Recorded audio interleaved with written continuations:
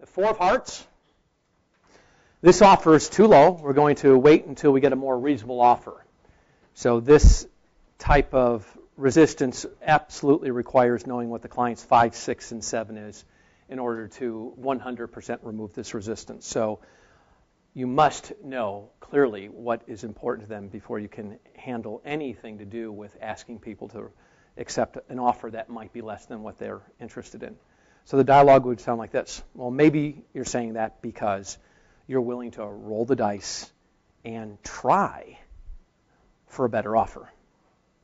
However, experience shows that 95% of the time, the first offer is the best offer. Now, I know how you feel, and my client, Mark, felt the same way.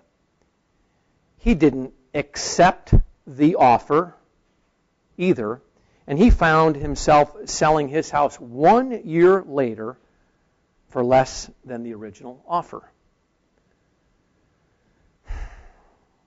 Danielle, based on what you told me about moving into a larger, more spacious home where you could raise your kids and have the schools nearby and be closer to work, your next best step is accept the offer now.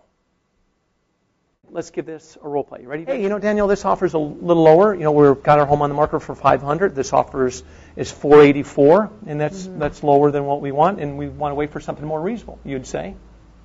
Okay. Maybe you're saying that because you are willing to roll the dice and try for a better offer. However, experience shows that 95% of the time, the first offer is the best offer. I do know how you feel. And my client, Joanne, felt the same way. She didn't accept the first offer either. And she found herself selling her home 1 year later for less than the original offer.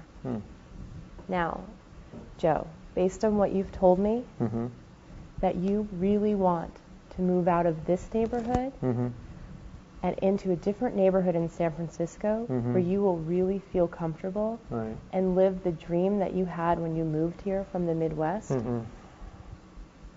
your next best step is accept the offer now. Well, let's do that. Very good. Very, very good.